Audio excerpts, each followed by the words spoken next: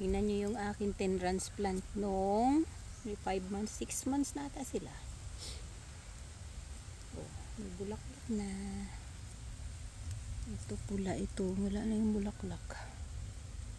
Okay, update ko kayo sa aking garden. Ito na ang aking. Ito yung kamutihan na itinira ko. Kasi para may gulay tayo. Para may gulay tayo dyan mapipitas. And then, ito na ang ating malunggay. Ito yung saging galing kay kuya. Laki-laki na. Isa lang nabuhay. Yung tanim kong malunggay, ayan na. May dahon na siya. At nagtanim kami ulit ng kamuting kahoy. Ay, kamuting kahoy. Kamote, sweet potato. At meron yan sitaw dyan. Diba? May sitaw yan. Ito, sibuyas yan.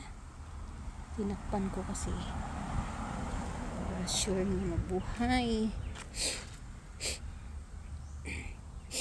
Ito naman petsayan. Yung ating pechay. Tinaniman ng mais ni Inday.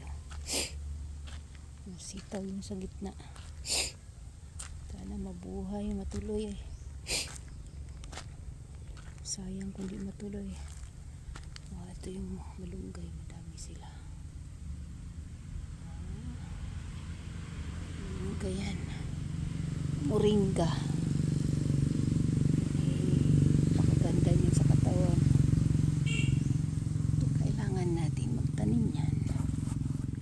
Okay. Dahil kinakain ng manok ko, tinakpan ko. Mais. Nakain ng manok eh.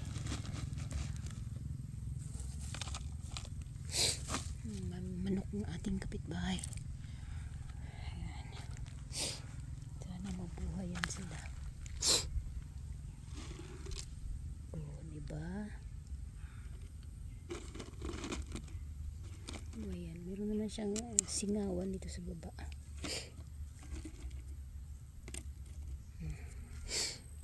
Okay, kaya kulang pa yung bote ko. Ayan. Sana ano yan. Ayan, gulay tayo, gugulayin kamote. Kamuting dahon. Para sa mga low blood. Ayan, madami ng ano, gugulayin.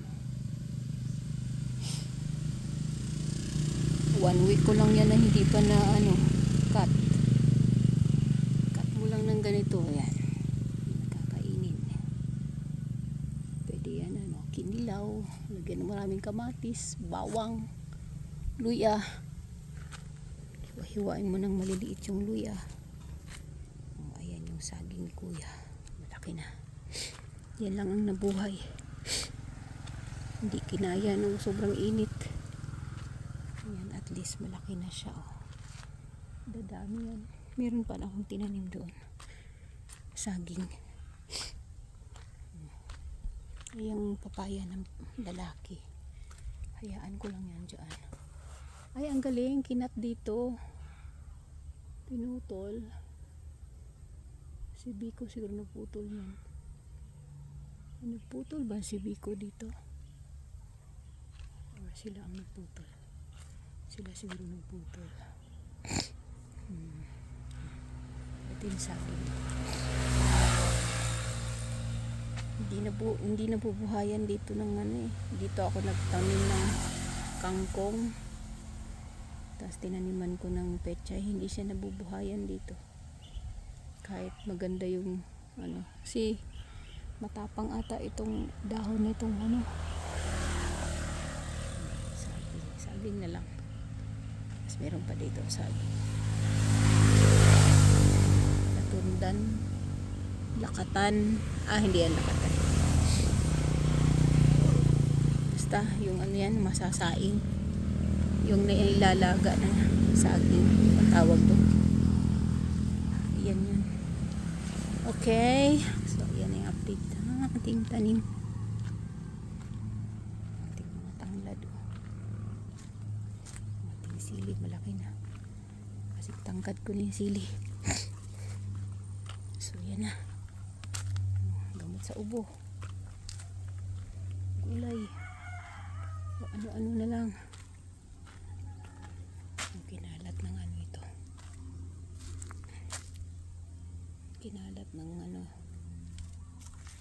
ng manok.